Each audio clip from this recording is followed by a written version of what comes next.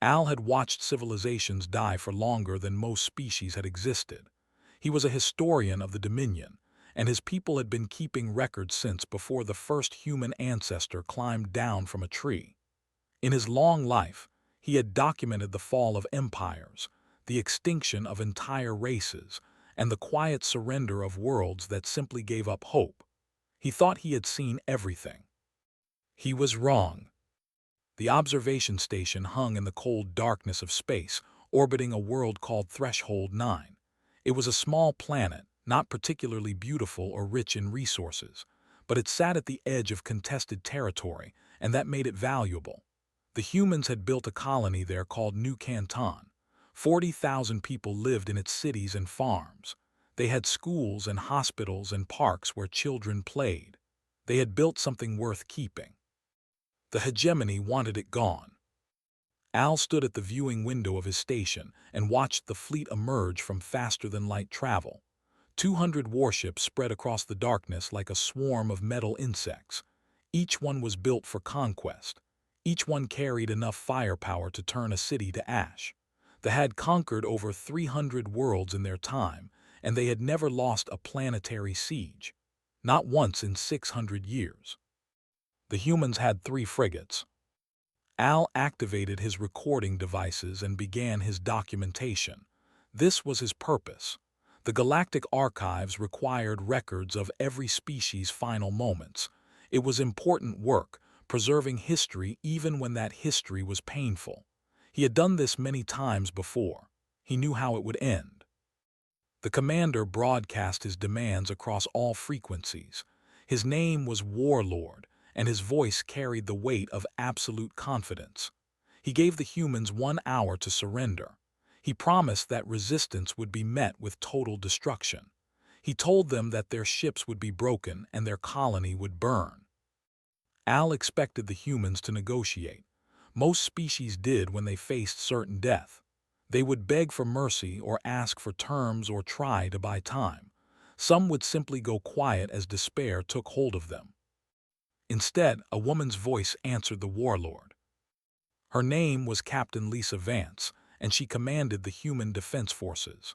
Her voice was calm and steady, without any trace of fear.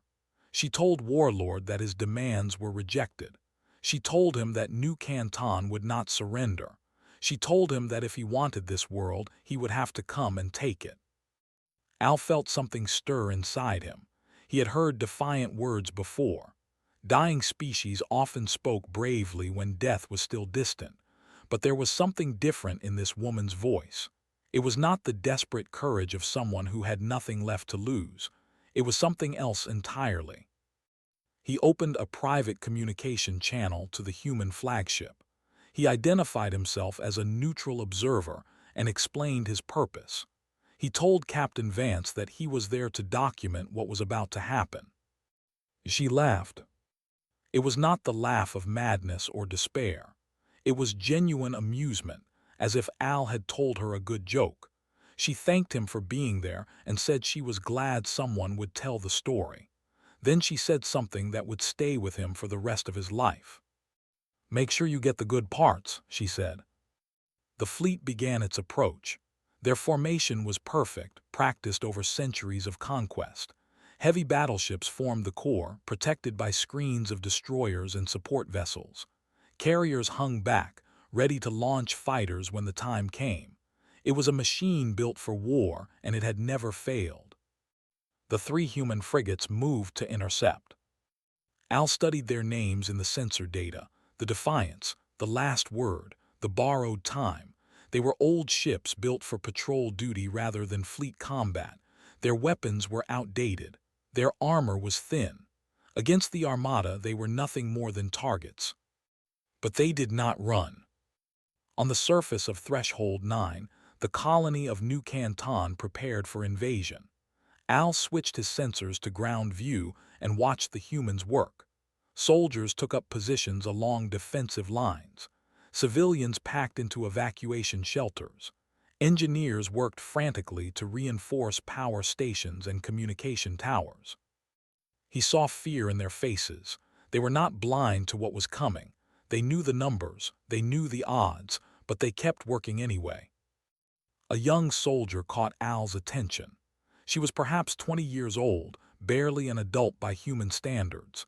She was helping to carry ammunition boxes to a forward position, and her hands were shaking. But when an older soldier asked if she was ready, she nodded and said that she was. Al had seen courage before. He had watched warriors face death with dignity and honor, but this was different. This young woman was afraid. She knew she might die, and she stayed anyway. The bombardment began as the hour ended. Energy beams lanced down from orbit, striking the colony's shield generators. The shields held for the first volley, but Al could see the power readings dropping. They would not last long. Once they fell, they would begin their ground assault. The human frigates engaged the enemy fleet. It was not a battle so much as a statement. They darted between the massive warships, firing their weapons and drawing attention away from the colony below. They could not win. Everyone knew they could not win, but they fought anyway. Al realized that he had been wrong about many things. He had thought he was here to document an ending. He had thought he would watch another species fade into history, one more name added to the long list of civilizations that could not survive the darkness of the universe. He had thought he knew how this story would go. But as he watched the humans fight against impossible odds, as he saw them stand when any rational being would run, he understood that something else was happening here. This was not a last stand. This was a beginning. They had conquered 300 worlds because their enemies had always been reasonable. Their enemies had always known when they were beaten. Their enemies had always chosen survival over sacrifice. The humans were not reasonable. Al adjusted his recording devices and prepared to document something he had never seen before. He did not know how this story would end, but for the first time in a very long career, he found himself hoping that the ending would be different. The battle for New Canton had begun. The landing ships came down like metal rain. They punched through the atmosphere in tight formations, their hulls glowing red from the heat of entry. Each ship carried 100 shock troops, soldiers bred and trained for planetary conquest. 30,000 of them hit the northern continent in the first wave alone. Al watched from his station as they established their beachhead. They moved with practiced efficiency, setting up command posts and supply lines within hours. Their heavy armor rolled off transport ships and formed into assault columns. Aerial gunships took to the sky, scanning for targets. It was a perfect military operation, the product of 600 years of experience. Their target was the colony's fusion reactor. It powered the shields, the communication systems, and the defense turrets. Without it, New Canton would be helpless. The reactor sat in a valley at the center of the colony, protected by natural terrain on 3 sides. The only approach was through a narrow pass called Miller's Ridge. 400 human soldiers waited there. Sergeant Major Danny Holt stood at the center of the defensive line. He was a quiet man, the kind who spoke only when he had something important to say. He had been a farmer before he joined the military, and he still carried that patience with him. He looked at the soldiers around him and saw fear in their eyes. He understood that fear. He felt it too. But fear was not the same as weakness. He told his soldiers that the enemy was coming. He told them that they had never been stopped before. He told them that the odds were not in their favor. Then he told them something else. "We are not here to win," he said. "We are here to buy time. Every hour we hold is an hour for the evacuation. Every minute matters. So we hold the line until we cannot hold it anymore. And then we hold it a little longer." The assault began at dawn. They came in waves, thousands of soldiers supported by armor and air power. Their weapons tore into the human positions, filling the air with fire and smoke. The ground shook with explosions. The noise was so loud that soldiers could not hear their own orders. Al expected the humans to break. Every other species had broken under this kind of pressure. They were masters of shock tactics. overwhelming their enemies with violence so intense that resistance became impossible. It was a strategy that had worked for centuries. The humans did not break. They held their positions and returned fire. When one soldier fell, another took their place. When a section of the line collapsed, nearby units shifted to fill the gap. They fought with discipline and determination, making the pay for every meter of ground. Al focused his sensors on individual soldiers. He saw things that confused him. A medic named Tony ran into open fire to drag a wounded comrade to safety. A young private named Amy Caldwell continued carrying ammunition to the front lines, even after a piece of shrapnel shattered her left arm. She wrapped the wound with a torn piece of cloth and kept working. He saw soldiers share water and food during brief pauses in the fighting. He saw them tell jokes to ease the tension. He saw them comfort the dying with gentle words and kind hands. He saw them weep for fallen friends and then return to the fight with even greater determination. This was not how conquered species behaved. This was something else. The battle lasted 9 hours. 9 hours of constant fighting. 9 hours of death and pain and noise. They threw everything they had at Miller's Ridge and the humans held. They were pushed back, yes. They lost ground, yes. But they did not run. They did not surrender. They did not give up. By the 8th hour, Sergeant Major Holt knew the end was coming. His force of 400 had been reduced to less than 100. Their ammunition was running low. Their defensive positions had been destroyed. They were massing for a final assault that would sweep them away. He gave orders for the wounded to be evacuated. Most of them refused. They said they would rather die fighting than die running. He did not argue with them. He understood.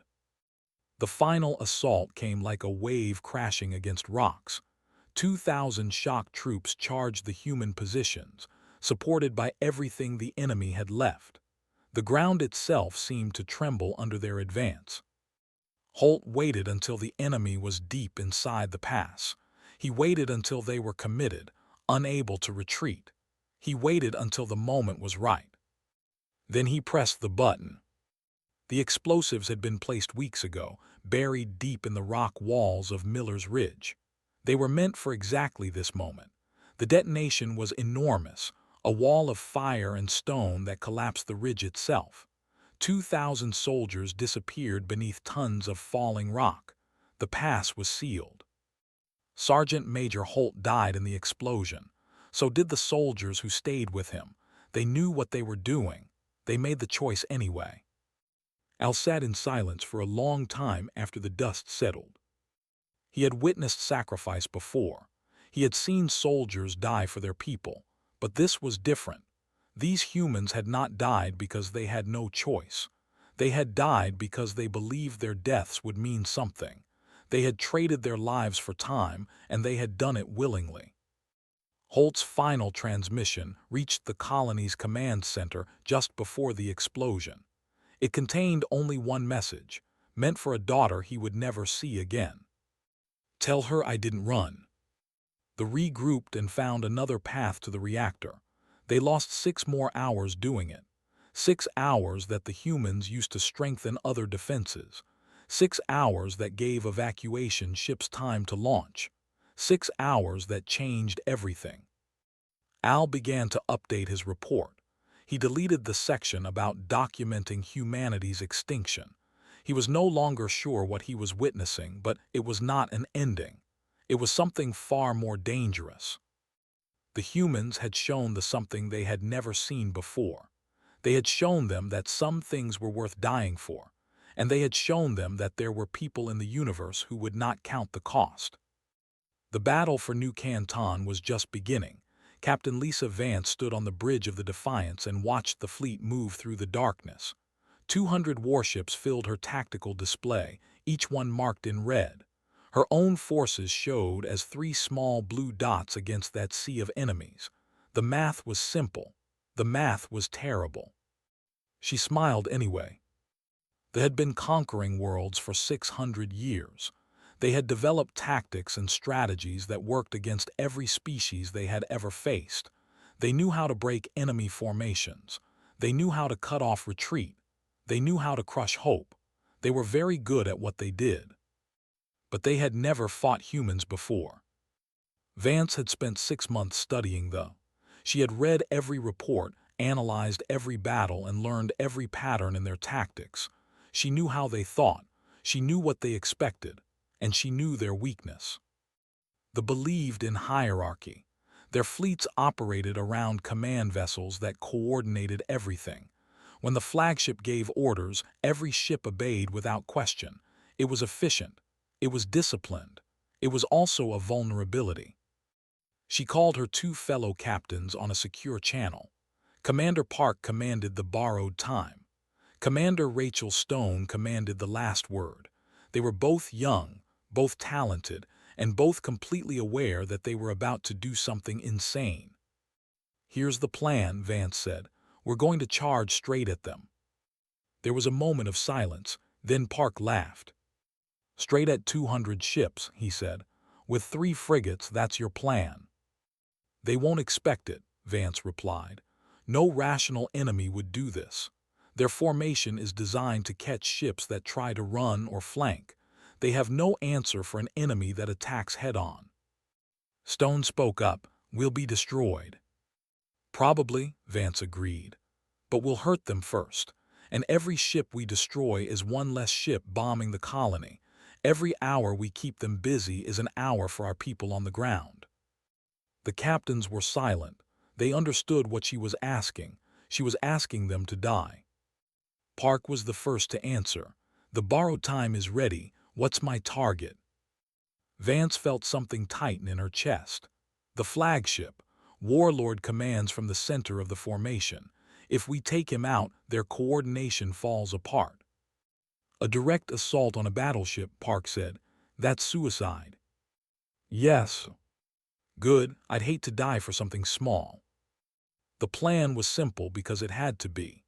Complex tactics required time they did not have. The Defiance and the last word would create chaos in the enemy formation, targeting communication relays and ammunition stores.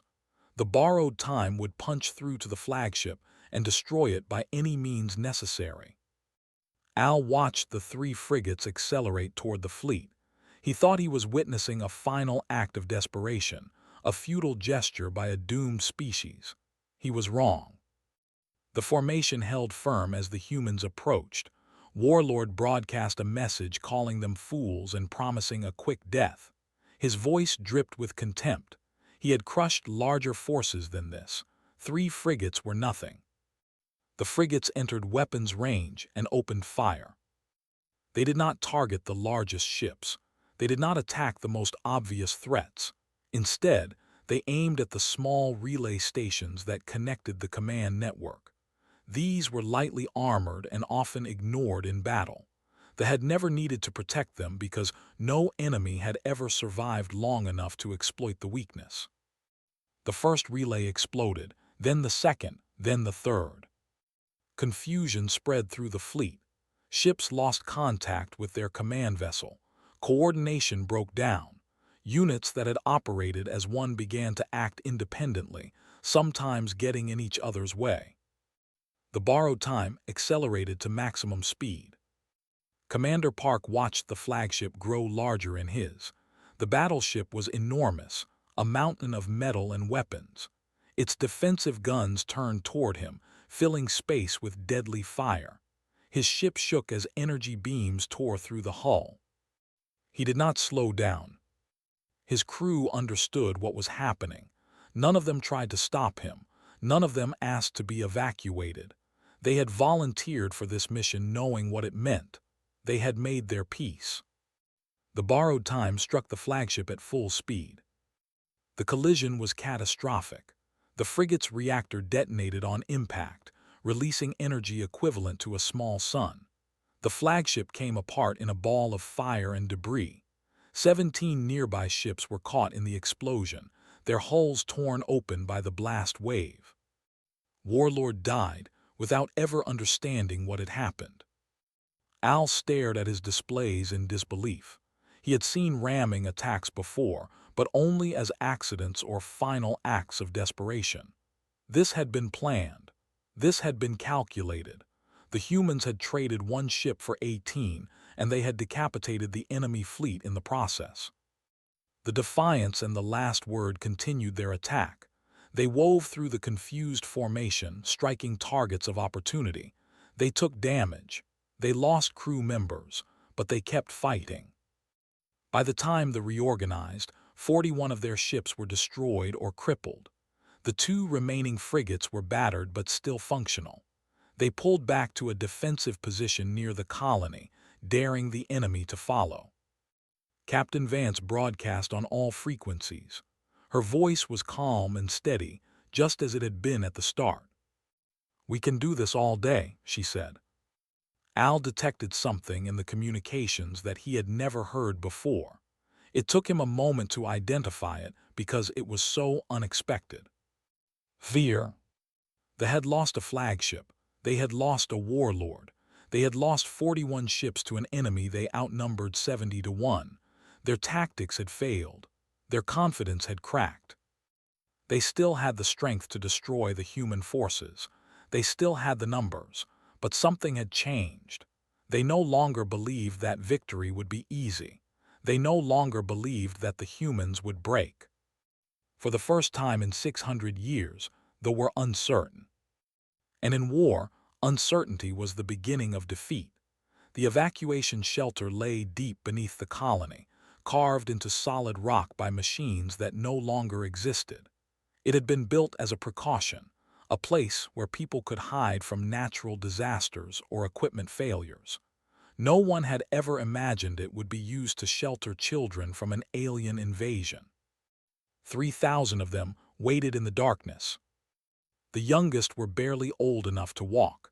The oldest were teenagers who understood exactly how much danger they were in. They sat on blankets and sleeping bags, surrounded by the few possessions their parents had been able to grab before sending them below. Stuffed animals, favorite books, pictures of families that might never be whole again. Moved among them with a calm she did not feel. She had been a librarian before the invasion, someone who spent her days organizing books and helping students with research projects. She had never imagined she would become responsible for thousands of frightened children. But when the call came for volunteers, she had raised her hand.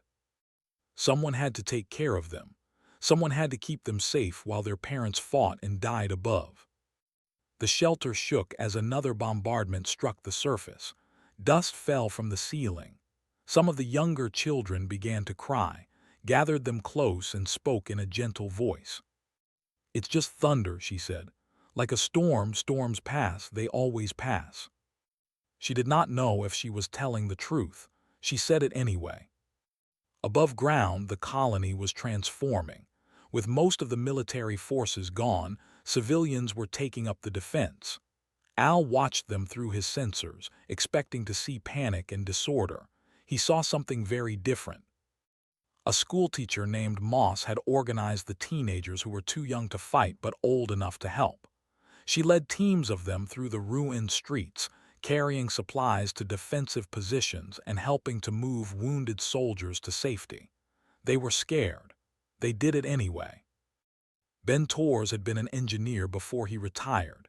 He was 73 years old with white hair and hands that shook slightly from age, but his mind was still sharp, and he knew machines better than anyone else in the colony. He worked without rest, turning farming equipment into weapons. Grain harvesters became armored vehicles. Irrigation pumps became fire suppression systems. Fertilizer became explosive. "We use what we have," he told anyone who would listen. "That's what humans do, we adapt." They launched their second assault on the 8th day. They had regrouped after the disaster at Miller's Ridge and found another route to the reactor. Their forces were smaller now, depleted by days of fighting, but still overwhelming. 10,000 shock troops advanced on what was left of the human defenses. The humans met them with everything they had. Al watched the battle unfold with growing amazement. These were not soldiers. They were farmers and teachers and shopkeepers. They had never been trained for war, but they fought with a ferocity that startled even the. He saw a young woman named Maria Santos lead a group of volunteers in a counterattack that pushed the enemy back 3 blocks. She was wounded twice during the fighting. She refused to leave. He saw an old man named George Palmer drive a makeshift armored vehicle directly into a command post, disrupting their coordination at a critical moment. He died in the explosion. His last words were a joke about finally getting to use his driving skills. He saw children, the older teenagers from Moss's teams, running messages and supplies through streets filled with fire and death. Some of them did not come back. Others took their place. In the shelter below, heard the explosions growing closer. She knew what that meant. They were pushing through. The defenses were failing. Soon, the enemy would reach the shelter, and 3,000 children would have nowhere left to hide. She gathered the children together, all of them from the smallest to the oldest. She looked at their faces, filled with fear and confusion and desperate hope. She thought about what to say. She decided to tell them the truth. "I'm going to tell you a story," she said. "It's a story about who you are." She told them about Earth, about a small blue planet orbiting an ordinary star in an unremarkable galaxy.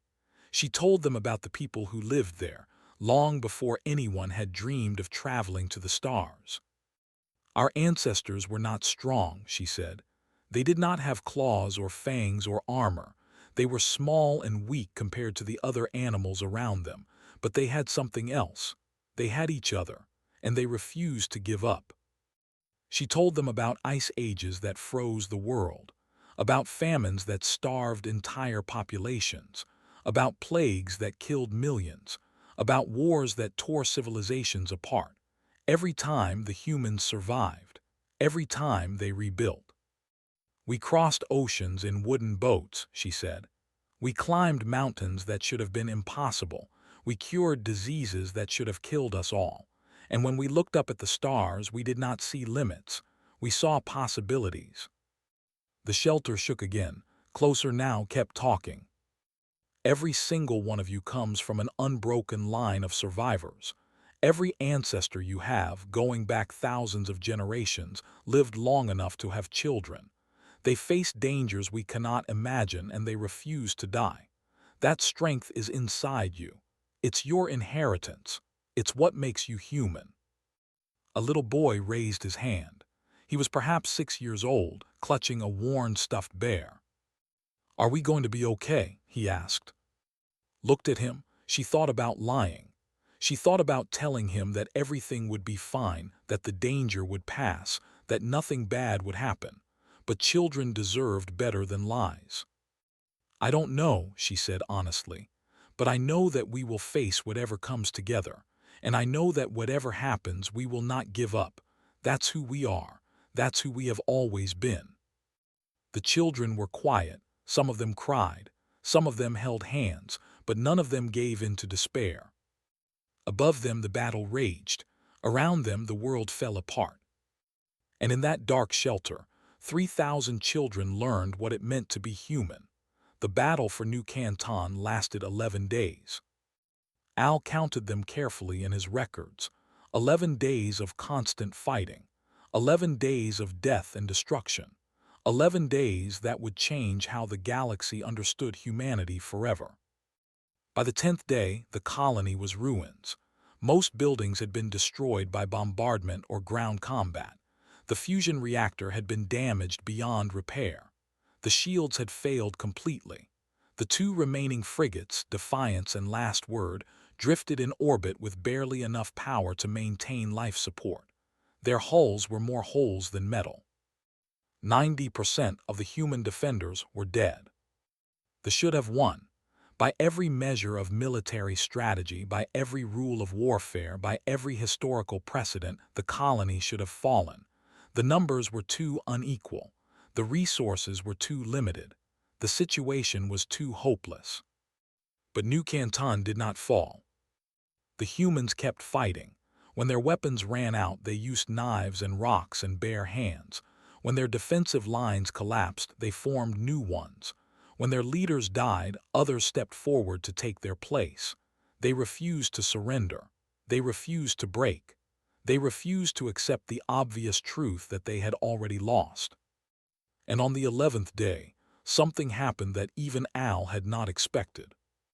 The distress signal had been sent on the first day of the invasion. It was a desperate call for help, broadcast in all directions with little hope that anyone would receive it. New Canton was too far from the core human worlds. The nearest fleet was weeks away. No help would come in time. But the humans had a saying that Al did not understand until that moment. They said that hope was not a plan. They were wrong. Sometimes, hope was the only thing that mattered. 6 dreadnoughts dropped out of faster-than-light travel at the edge of the system. They were followed by 40 support vessels, a full battle group from the Sol Defense Fleet. They had pushed their engines beyond safe limits. They had crossed distances that should have taken weeks in a matter of days. They had burned out jump drives and exhausted crews because they had heard a colony calling for help. And they had come anyway. The fleet turned to face the new threat.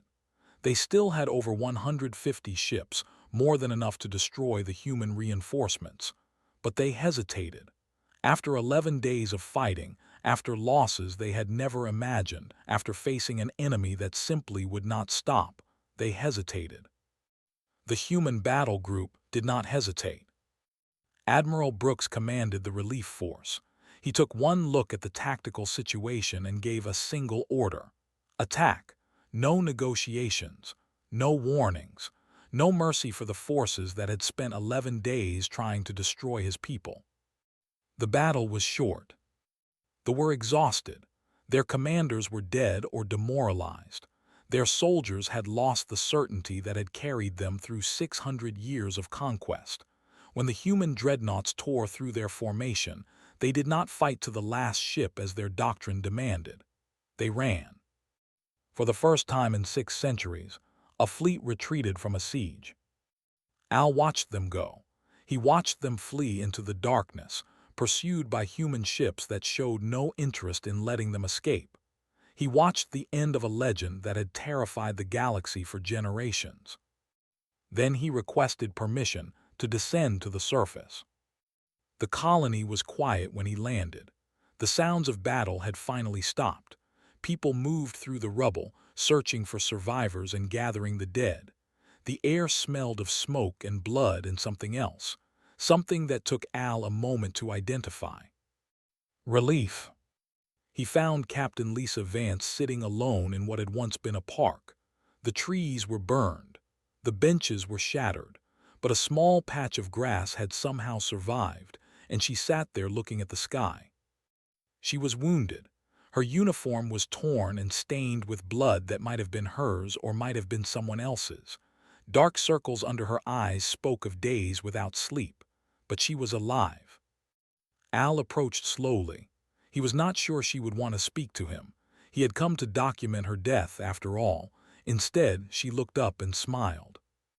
"You got the good parts?" she asked. He sat down beside her. His species was not built for human furniture, but he managed. For a long moment, they sat together in silence, watching the rescue ships descend through the atmosphere. "I have a question," Al said finally, "one that I have been trying to answer for 11 days. Ask." "Why?" It was such a simple word, but it contained everything he did not understand. Why fight when escape was possible? Why sacrifice so much for a single colony? Why refuse to surrender when surrender was the only rational choice? Vance was quiet for a long time. When she spoke, her voice was soft. "Do you know what the children in that shelter needed?" she said. "They needed to know that someone would stand for them. They needed to know that when the darkness came, there would be people who would face it. Not because they thought they would win, but because running was never an option." She looked at him with eyes that had seen too much death. "We don't fight because we think we'll win. We fight because giving up was never something we could accept. The universe is dark and cold, and the only light we have is the one we make ourselves. So we make it, even when it hurts, even when it costs everything, because that's who we are. Al understood. Finally, after centuries of watching civilizations rise and fall, he understood something new. Other species fought to survive. They calculated odds and weighed costs and made rational decisions about when to resist and when to yield. They were sensible, they were practical, and one by one they faded into history. Humans did not fight to survive. They fought to mean something. They fought because the alternative was to accept a universe where nothing mattered, where strength was the only virtue, where the weak existed only to serve the strong. They fought because they believed in something worth fighting for. And that made them dangerous in a way that no other species had ever been. Al returned to the Dominion. His report did not describe humanity's extinction. Instead, it carried a new title: Why the Deathless Fear the Mortal. In it, he wrote a single conclusion that would reshape how the galaxy saw the young species from Earth. They are not the strongest, they are not the oldest, but they carry within them a fire that we have never seen before. They will fight when they cannot win. They will hope when there is no reason to hope. They will stand when every other species would fall. And that is why, given enough time, they will outlast us all. The children of New Canton grew up to tell stories about the 11 days. They told their children, who told their children, who carried the memory across the stars. And the galaxy learned to fear the species that did not know how to give up.